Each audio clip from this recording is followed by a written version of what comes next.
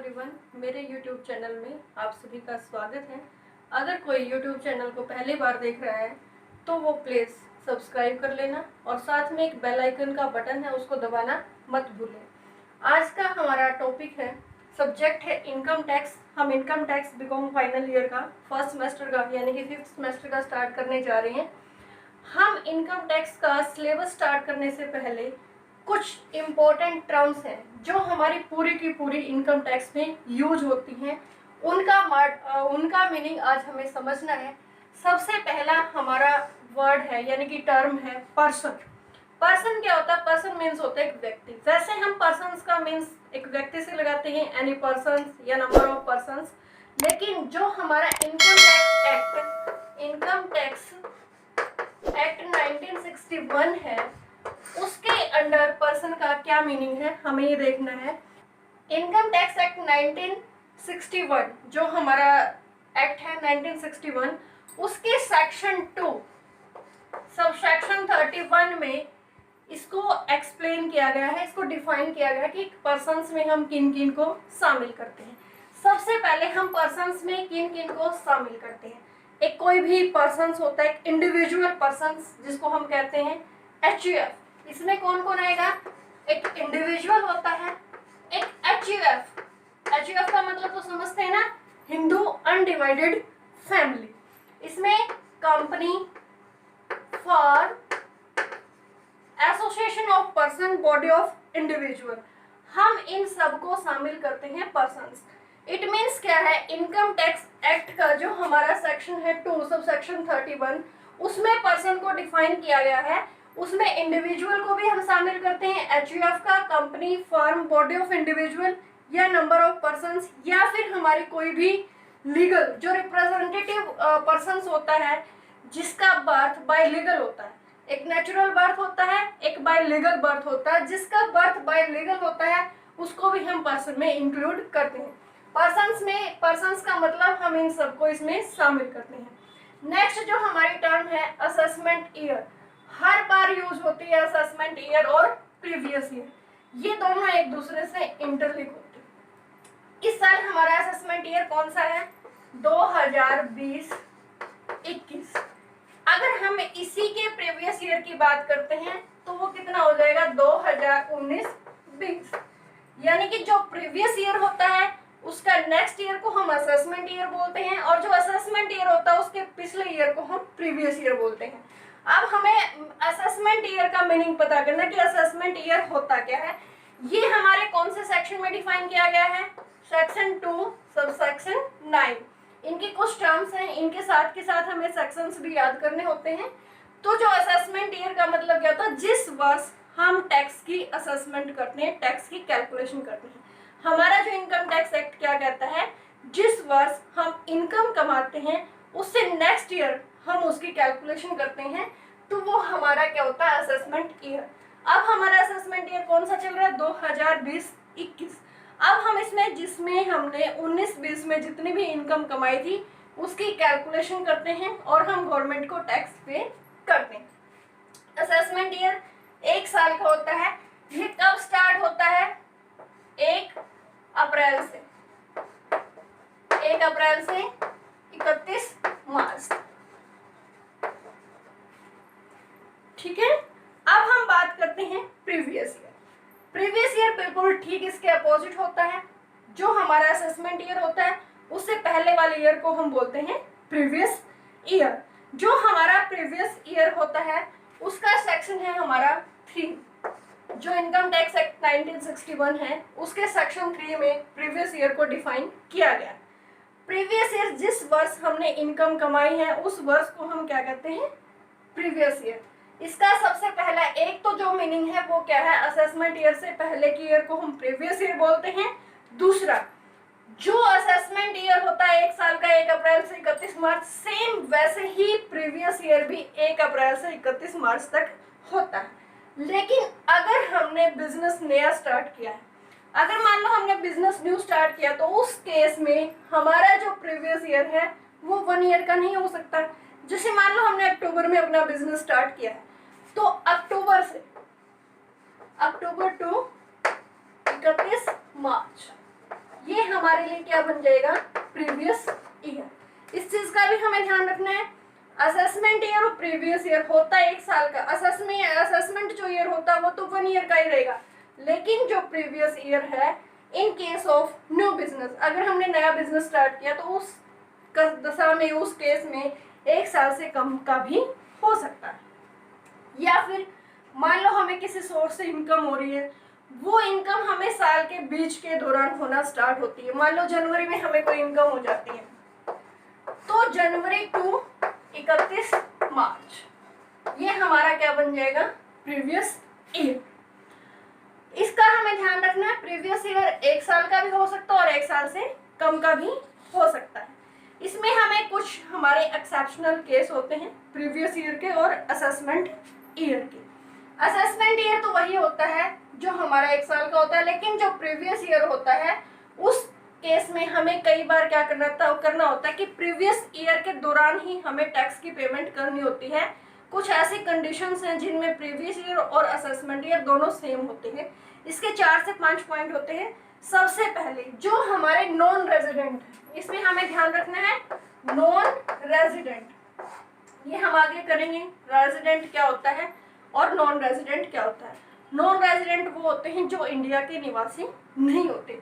अगर कोई non resident है वो हमारे साथ बिजनेस करता है, बिजनेस भी कौन सा करता है, समुद्री जहाजों के दौरान, समुद्री जहाजों से हमारा व्यापार होता है ना, अगर वहां पे वो व्यापार होता है उसकी इनकम का 7.5%।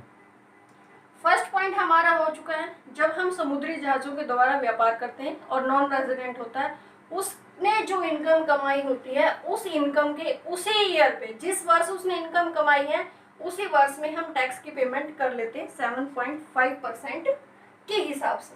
सेकेंड पॉइंट, इसके 5 पॉइंट है।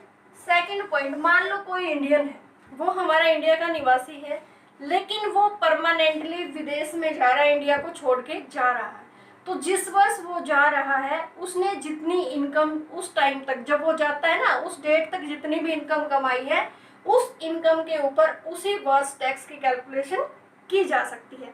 उस केस में उसका असेसमेंट ईयर और प्रीवियस ईयर दोनों एक ही होते हैं। इसका थर्ड पॉइंट क्या है, अगर एक बॉडी ऑफ इंडिविजुअल या एसोसिएशन ऑफ पर्सन, इनको हम किसी स्पेसिफिक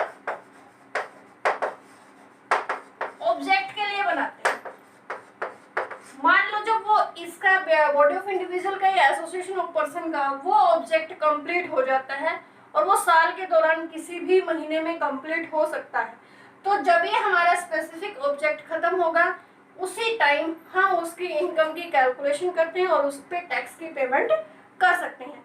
फोर्थ पॉइंट, इसमें कई बार क्या होता है, टैक्स इवेजन। ये काफी पॉइंट आता है बार बार। टैक्स इवेजन का मतलब होता है चोरी करना, टैक्स की चोरी करना, टैक्स से अपने आप को बचाना।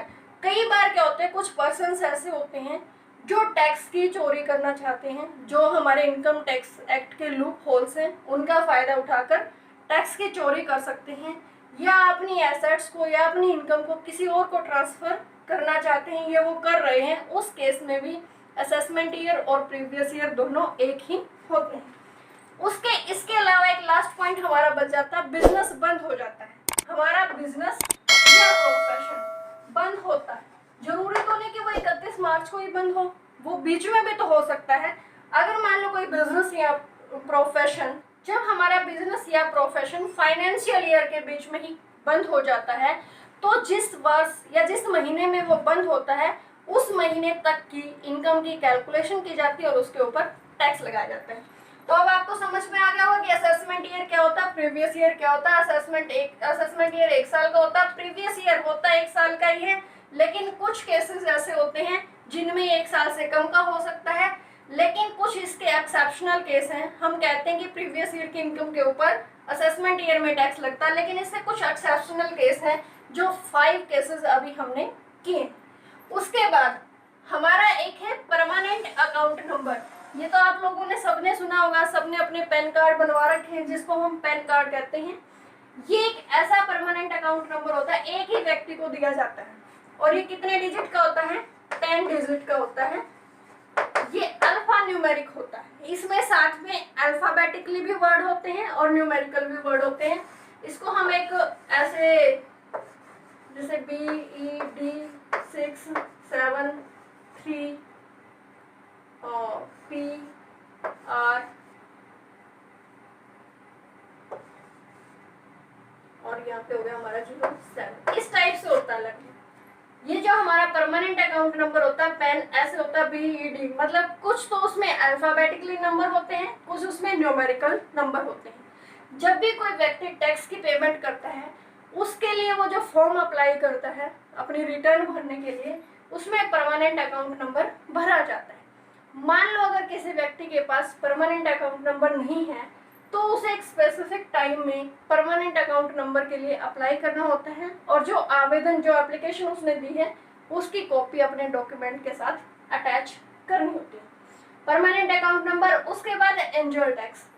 वैसे तो जो ये एंजुअल टैक्स है हमारे 1961 एक्ट है उसमें इसको डिफाइन नहीं किया गया, लेकिन अब 2019 से इसको डिफाइन भी किया गया है और इसकी अब लिमिट, पहले जो इसकी लिमिट थी 10 करोड़ की, अब इस लिमिट को कितना कर दिया गया है 25 करोड़। इससे पहले एंजल टैक्स होता क्या है, जब कोई कंपनी अपना बिजनेस स्टार्ट करती है या जो रेपुटेड कंपनी होती है वो क्या करती हैं, अपने शेयर्स को मार्केट, उनके शेयर्स की जो मार्केट वैल्यू होती है उससे ज्यादा मूल्य पर, मान लो मार्केट वैल्यू 100 रुपीज है एक शेयर की, वो उनको कितने पे शेयर का इशू करते हैं 120 रुपीज में। तो जो ये डिफरेंस होता है 20 रुपीज का, उसके ऊपर जो टैक्स लगाया जाता है उसको हम बोलते हैं एंजल टैक्स। इसको हम कैसे डिफाइन करेंगे, किसी भी कंपनी की शेयर्स की मार्केट वैल्यू और जो हमारे शेयर्स की इशूइंग वैल्यू होती है, इशू करने वाली जो वैल्यू होती है, उन दोनों के डिफरेंस के ऊपर जो टैक्स लगाया जाता है उसको हम एंजुअल टैक्स बोलते हैं। ये मोस्टली कौन सी कंपनियों पे लगता है, नॉन लिस्टेड कंपनियों पे। जो हमारी नॉन लिस्टेड कंपनियां हैं वही ऐसा कर सकती हैं। जो लिस्टेड कंपनी होती हैं वो सेबी के रूल एंड रेगुलेशंस को फॉलो करती हैं, वो ऐसा नहीं करती। नॉन लिस्टेड कंपनियों के केस में ही ये एंजुअल टैक्स लगाया जाता है। इसका एक सेक्शन है हमारा कंपनी टैक्स एक्ट का 56 2B, जिसमें इसका जिक्र किया गया। इनकम टैक्स एक्ट में इसका कोई प्रोविजन बनाया गया है और ये जो इनकम होती है, इसके अंदर जो इनकम होती है वो अदर सोर्सेज, जो भी इनकम इस एक्ट के अंदर होगी वो अदर सोर्सेज में हम इसको काउंट करेंगे। कई बार कंपनियां क्या होती हैं, जो नॉन लिस्टेड कंपनियां होती हैं, अपने लिए उनको पैसा चाहिए, कैपिटल चाहिए, पूंजी चाहिए, उस पूंजी को जुटाने के लिए इस टाइप का कदम उठाती हैं, अपने शेयर्स को मार्केट वैल्यू से ज़्यादा रेट पर बेच देती हैं। इसके ऊपर जो हमारा ये डिफरेंस होता है, इस डिफरेंस के ऊपर कंपनी क्या, हमारी गवर्नमेंट क्या होती है, कंपनी के ऊपर टैक्स लगाती है। फॉर एग्जांपल इस पे एक्स्ट्रा रुपीज कितने हैं 20, एक कंपनी ने एक शेयर्स पे कितना रुपए कमाया 20 रुपया, उसके ऊपर टैक्स का रेट कितना होता है 30%। कंपनी के ऊपर हम सभी को पता है कि टैक्स रेट कितना होता है 30%, तो 20 का 30% कितना हो गया 6 रुपए। तो जितने कंपनी के द्वारा शेयर्स इशू किए जाते हैं उतने शेयर्स के हिसाब से 6 रुपए पर शेयर के हिसाब से कंपनी के द्वारा टैक्स लगाया जाता है। इसमें हम बोलते हैं कि जो कंपनियां होती हैं, स्टार्टअप कंपनियां होती हैं, वो इनको एज ए इन्वेस्टमेंट मानती हैं। ये जो एक्स्ट्रा वैल्यू उनके द्वारा रिसीव की जाती है उनको स्टार्टअप में जो कंपनियां वो इन्वेस्टमेंट मानती हैं, लेकिन जो हमारा इनकम टैक्स एक्ट है वो इसको एज ए इन्वेस्टमेंट नहीं मानता। जो एक्स्ट्रा वैल्यू उन्होंने कमा रखी, जो एक्स्ट्रा पैसा कमा रखा, उसके ऊपर टैक्स लगता है। ये अब 2019 में इसमें चेंज किया गया था। इसकी जो डेफिनेशन है, स्टार्टअप की डेफिनेशन में चेंज किया गया था। पहले जो इसकी लिमिट थी 10 करोड़ थी, अब ये बढ़ाकर कितनी कर दी 25 करोड़। इस तरीके से जो एंजल टैक्स के अंदर आने वाली अमाउंट है वो 10 करोड़ से 25 करोड़ हो जाती है। उसके बाद एंजल टैक्स के बाद हमारी नेक्स्ट है जैसे हमारा परमानेंट अकाउंट नंबर होता है, सेम वैसे ही tax deduction and collection number होता है। ये भी एक पैन कार्ड की तरह ही हमें मिलता है, किसी भी एसएससी को प्रोवाइड किया जाता है। पहले हमें टैक्स डिडक्शन का मीनिंग पता होना चाहिए। कई बार जहाँ पर हम इनकम कमाते हैं वहीं पर हमारे टैक्स को काटा जाता है, उसको हम क्या बोलते हैं, टैक्स डिडक्शन एंड कलेक्शन। जो हमारा एम्प्लॉयर होता है या जो भी हमारा सोर्स ऑफ पर्सन जहाँ से हमें इनकम होती है उसको कलेक्ट करना होता है, वहाँ के लिए इसको इंफॉर्मेशन को भरने के लिए हमारे पास एक नंबर होता है। वो नंबर हमें अपनी आईटीआर में भरना होता है। जो हम आईटीआर देते हैं, इनकम टैक्स रिटर्न, हम उसमें भरते हैं। अगर मान लो हमारे पास ये नंबर है तो ठीक है, हम वो नंबर भर देंगे। अगर नंबर नहीं है तो हमें इसके लिए अप्लाई करना पड़ेगा, और जो अप्लाई करने की एप्लीकेशंस होती है उसका प्रूफ हमें अपनी आईटीआर में देना होगा। पैन का, अगर हमें पैन कार्ड बनवाना है तो इसके लिए हम जो फॉर्म भरते हैं वो है 49 tax deduction and collection number के लिए अप्लाई करते हैं, उसका हमारा फॉर्म होता है 49B। इन दोनों को हम एक दूसरे से रिलेटेड करके भी याद रख सकते हैं। हमें पैन का भी नंबर देना होता है, साथ में टैक्स डिडक्शन एंड कलेक्शन का नंबर भी हमें देना होता है। इसका सेक्शन हमारा 139A है और इसका सेक्शन हमारा 203(1) है। अब हम लास्ट में करेंगे, नेक्स्ट मोस्ट इम्पोर्टेंट टर्म है एसएससी। एसएससी को हम हिंदी में करदाता बोलते हैं। देखो हिंदी के नाम से हमें क्लियर हो रहा है, करदाता, कर देने वाला। तो जो हमारा इनकम टैक्स एक्ट 1961 है, इसके अंदर कर देने वाला कौन हो सकता है, एसएससी कौन हो सकता है। इसके 6 से 7 पॉइंट बनेंगे। सबसे पहला, एक तो वो व्यक्ति होता है जिसने इनकम कमाई। जिस व्यक्ति ने इनकम कमाई वो क्या करने के लिए, टैक्स पे करने के लिए लायबल होता है। सेकेंडली, अगर किसी भी व्यक्ति के ऊपर कोई इंटरेस्ट या कोई पेनल्टी बकाया है वो उसको देने के लिए रिस्पॉन्सिबल हो सकता है। थर्डली, मान लो किसी व्यक्ति की पहले जो इनकम है वो टैक्सेबल इनकम नहीं थी, लेकिन अब टैक्स की पेमेंट करने के लिए उसके ऊपर प्रोसेस स्टार्ट कर दी गई। जो उसकी इनकम है, अब इनकम इंक्रीज होने के बाद टैक्सेबल जो हमारी इनकम है उसके अंडर आ गई है। उसके बाद अगर मान लो उसने खुद के लॉस, कोई बिजनेसमैन है या कोई प्रोफेशन में है, उसने खुद के लॉस को पूरा करने के लिए, रिकवर करने के लिए अपनी आईटीआर भरने की प्रोसेस स्टार्ट कर दी है। एक इसमें होता है डीम्ड एसएससी, उसको एसएससी में ये 4-5 पॉइंट्स के बाद एक हमारा आता है डीम्ड एसएससी। ये भी काफी बार क्वेश्चंस में पूछा जाता है एग्जामिनर के द्वारा। एक होता है in default, assessee in default. Deemed SSC मतलब वो एसएससी हमारा नहीं है, वो एक्चुअल में हमारा करदाता नहीं है, लेकिन इनकम टैक्स के अंडर जो हमारा असेसिंग ऑफिसर है उसने उसको एसएससी मान लिया है।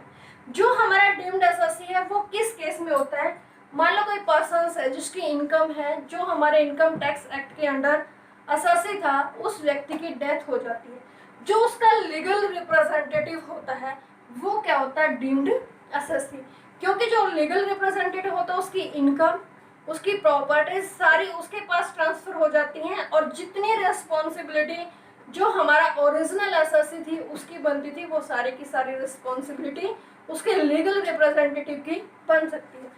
लीगल रिप्रेजेंटेटिव उसके कोई फैमिली मेंबर भी हो सकता है, या उसका कोई मैनेजर भी हो सकता है, या जो उसने अपने विल पावर में बना रखा वो हो सकता है। उसको हम क्या बोलते हैं, डीम्ड एसएससी। उसके बाद है एसएससी इन डिफॉल्ट, चूक में कर रहा था, मतलब वो बाय डिफॉल्ट हमारा क्या बन जाता है, एसएससी बन जाता है। इसमें क्या होता है, मान लो 2 पर्सन्स हैं, ए और बी। ए की थी टैक्स पे करने की लायबिलिटी, ए की थी, बट जो हमारा इनकम टैक्स एक्ट है उसके अंडर जो असेसिंग ऑफिसर वो ए को नहीं बोलता टैक्स पे करने के लिए, बल्कि किसके ऊपर दबाव डालते हैं, किससे टैक्स पे करने के लिए उसके ऊपर कार्यवाही प्रारंभ करते हैं, बी। इनकम किसकी थी, ए की, अब टैक्स कौन पे कर रहा है, बी।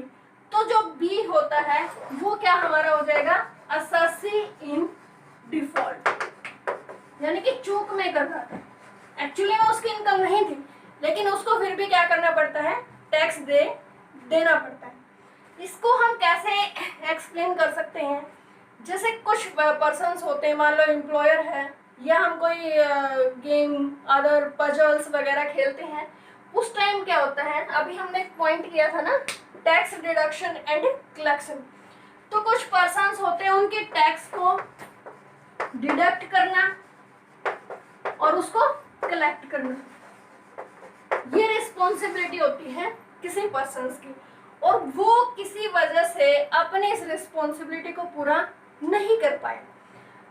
तो वो पूरा नहीं कर पाया, यानी कि किसी दूसरे की जो टैक्स की रिस्पॉन्सिबिलिटी थी, अब किसको पे करनी पड़ेगी, जिसकी टैक्स डिडक्ट एंड कलेक्शन करने की रिस्पॉन्सिबिलिटी थी, अब उसको पे करनी पड़ेगी। इस ऊपर वाले एग्जाम्पल में बी तो ये है जिसकी टैक्स डिडक्ट एंड कलेक्शन करने की रिस्पॉन्सिबिलिटी थी, और ए कौन है, जिसकी एक्चुअल में इनकम थी। ये हमारा क्या हो जाएगा, एसएससी इन डिफॉल्ट। आज के लिए हमारी ये 6-7 टर्म्स हमने की हैं, इनको समझना। धन्यवाद।